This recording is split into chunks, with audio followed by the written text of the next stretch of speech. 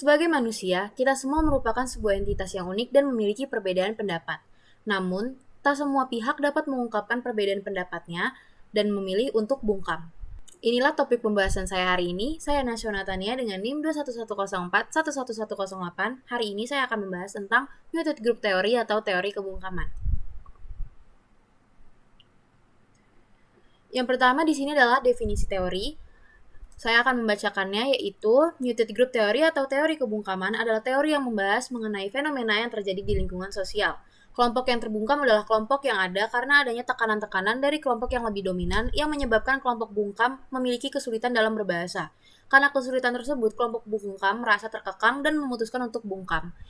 Jadi kesimpulannya adalah teori kebungkaman adalah teori yang membahas tentang fenomena yang terjadi di lingkungan sosial, di mana terdapat dua kelompok, yaitu kelompok dominan dan kelompok bungkam, di mana kelompok dominan menciptakan sebuah tekanan-tekanan yang menyebabkan kelompok bungkam memiliki kesulitan dalam mengungkapkan apa yang menjadi pendapat dan keinginan mereka. Dan karena hal tersebut, kelompok bungkam memilih untuk bungkam. Kita lanjut lagi dengan definisi teori menurut ahli. Di sini saya mengambil dua ahli, yaitu Edwin Ardener dan Cheris Kramarea. Edwin Ardener adalah pembuat pertama atau pencipta pertama dari teori kebungkaman, dan yang kedua adalah Cheris Kramarea, yaitu adalah seseorang yang ikut meneliti tentang teori kebungkaman dan juga menambahkan beberapa hal. Yang pertama dari Edwin Ardener adalah muted structures ada di dalamnya, tetapi tidak sadar dalam penggunaan bahasa yang diciptakan kelompok dominan. Sebagai hasilnya mereka diabaikan, disia-siakan, dan tidak terlihat, seperti black hole in someone else's universe. Jadi dari Edwin Ardener sendiri, ia menjelaskan bahwa kebanyakan orang-orang yang ada di kelompok bungkam tidak menggunakan bahasa yang digunakan oleh kelompok dominan, sehingga pendapat mereka atau opini mereka cenderung tidak terlihat dan diabaikan. Dan yang kedua dari Cheris Kramarea, ia menjelaskan bahwa bahasa dari sebuah budaya tidak mendukung semua penuturnya dengan setara. Wanita tidak sebebas dan semampu pria untuk mengatakan apa yang mereka inginkan, kapan dan di mana mereka menginginkannya, karena kata-kata dan norma bagi pengguna mereka telah diformulasikan oleh kelompok dominan pria. Di sini Cheris Kramarea menjelaskan bahwa bahasa yang digunakan untuk mengekspresikan apa yang diinginkan, kapan dan di mana yang digunakan oleh seluruh lapisan masyarakat telah diformulasikan oleh kelompok dominan pria, yang sehingga wanita pun tidak sebebas dan semampu pria untuk mengatakan apa yang mereka inginkan, karena bahasa tersebut telah diformulasikan oleh kelompok dominan, yang dimana kelompok dominannya adalah pria. Mari kita lanjut, yaitu latar belakang. Di sini latar belakangnya adalah dua orang antropolog, Edwin Ardener dan Shirley Ardener, mengemukakan bahwa antropolog cenderung menjadikan laki-laki sebagai responden. Jadi Edwin Ardener sendiri yaitu adalah seorang pencipta dari teori kebungkaman, memiliki seorang istri yaitu Shirley Ardener. Mereka berdua meneliti tentang kenapa laki-laki yang lebih sering dijadikan responden daripada perempuan pada masanya. Mereka berdua sangat jarang melihat bahwa perempuan yang lebih banyak dijadikan responden daripada laki-laki, sehingga mereka kemudian memutuskan untuk meneliti hal tersebut dan menjadikan hal yang diteliti tersebut menjadi teori, yaitu teori kebungkaman itu sendiri. Di sini ada komposisi teori.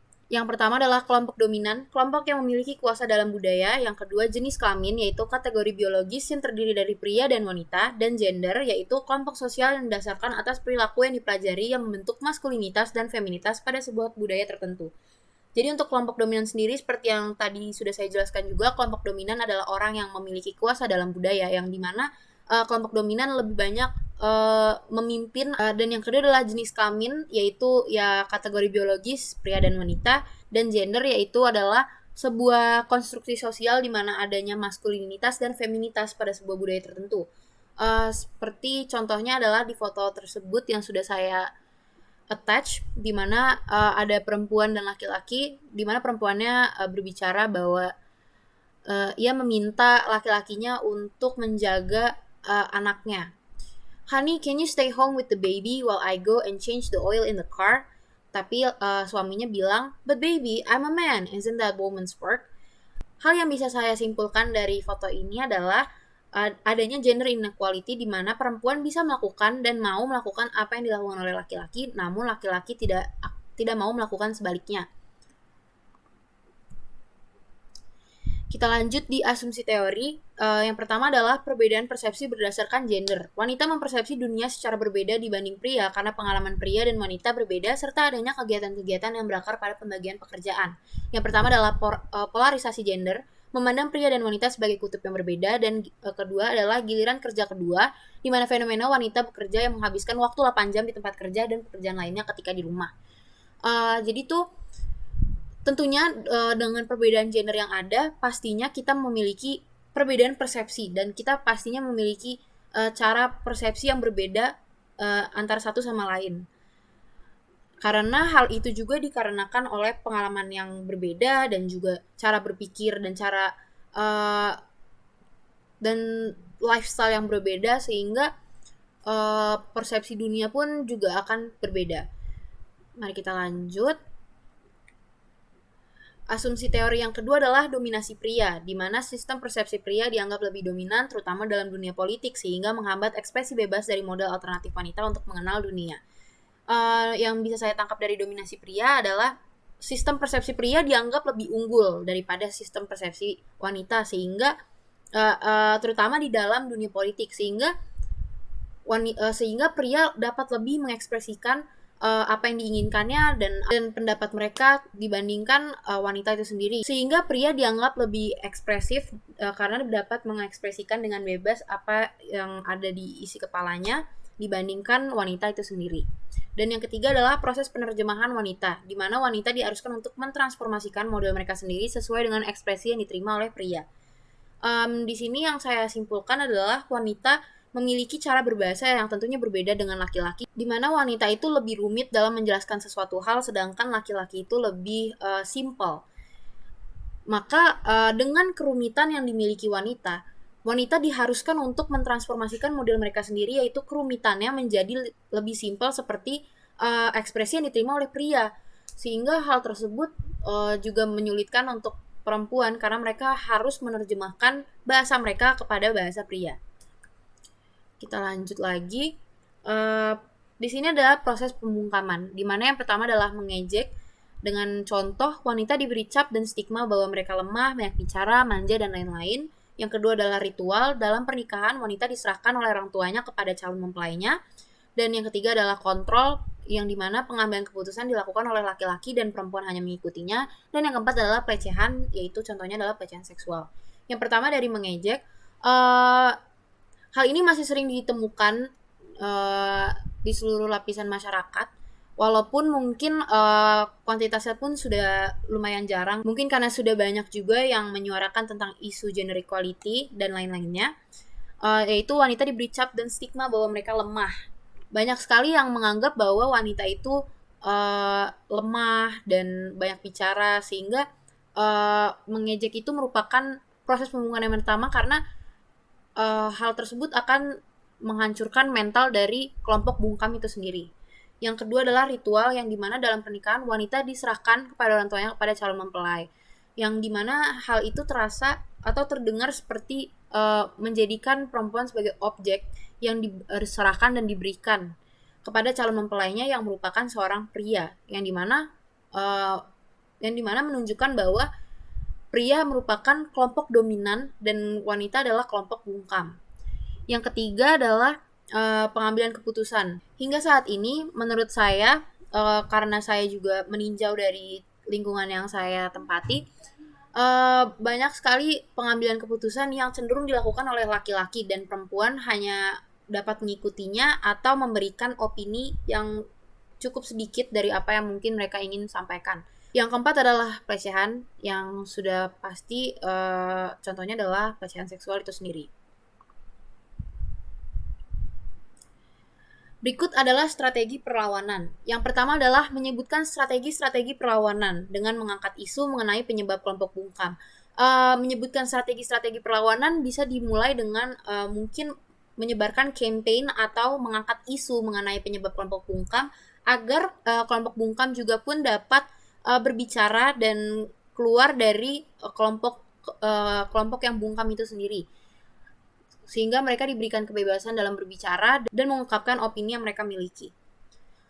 Yang kedua adalah mengambil kembali dan mementingkan wacana wanita, mencoba untuk tidak meremehkan bahwa wanita telah dapat lebih berkembang. Hal ini harus dimulai dengan perubahan stigma yang ada di masyarakat tentang wanita lebih lemah dan lebih tidak berkembang daripada lelaki. Bahwasanya wanita pun juga dapat memiliki kesempatan yang sama untuk lebih berkembang daripada kelompok dominan pria. Dan yang ketiga adalah menciptakan bahasa baru bagi pengalaman gender yang unik.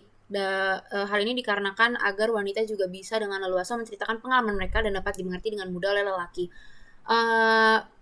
Tentunya hal ini akan sangat menguntungkan bagi kedua belah pihak, yaitu kelompok dominan pria dan kelompok bungkam wanita, karena keduanya akhirnya bisa saling berkomunikasi dengan bahasa yang mereka berdua mengerti dan tidak perlu salah satunya harus menerjemahkan ke bahasa salah satunya. Sehingga hal ini akan menjadi adil dan dapat memperbaiki komunikasi di antara dua pihak tersebut. Berikut adalah contoh teori pada dunia nyata. Pertama adalah pelecehan seksual, yang seperti tadi sudah saya jelaskan juga di proses pembungkaman, di mana pelecehan seksual merupakan contoh dari step keempat, yaitu pelecehan. Dan yang kedua adalah culture shock. Culture shock sendiri terjadi ketika kita pindah ke daerah yang belum pernah kita tempati sebelumnya, di mana kelompok dominan akan ditunjukkan oleh orang-orang yang sudah tinggal di sana sedari lama, dan juga orang-orang yang berasal dari tempat yang kita tempati, yang baru kita tempati tersebut, sehingga menjadikan kita yang pendatang sebagai kelompok bungkam. Yang ketiga adalah diskriminasi, di mana kelompok dominannya didefinisikan oleh orang-orang yang mungkin memiliki taraf hidup di atas orang-orang yang menjadi kelompok bungkam. Baiklah, kita sudah sampai di penghujung presentasi. Kesimpulan yang bisa saya tarik dari teori kebungkaman atau muted group teori yang diciptakan oleh Edwin Ardener adalah teori ini menjelaskan tentang bagaimana fenomena tersebut terjadi di kasus-kasus dunia, di kasus-kasus realita, karena masih banyaknya orang-orang yang membeda-bedakan dan mengkotak-kotakan pihak satu dan pihak lainnya. Teori ini menunjukkan bahwa opini mayoritas lebih banyak didengar daripada opini minoritas.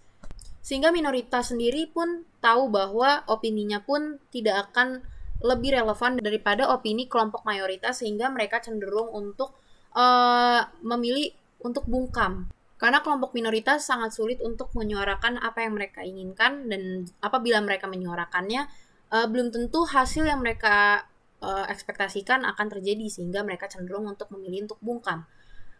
Pengkotak-kotakan kelompok bungkam dan kelompok dominan pun mungkin tidak dapat dihindari karena hal tersebut terjadi secara natural dan alami, namun pengurangannya dapat bisa dilakukan dimulai dari diri sendiri.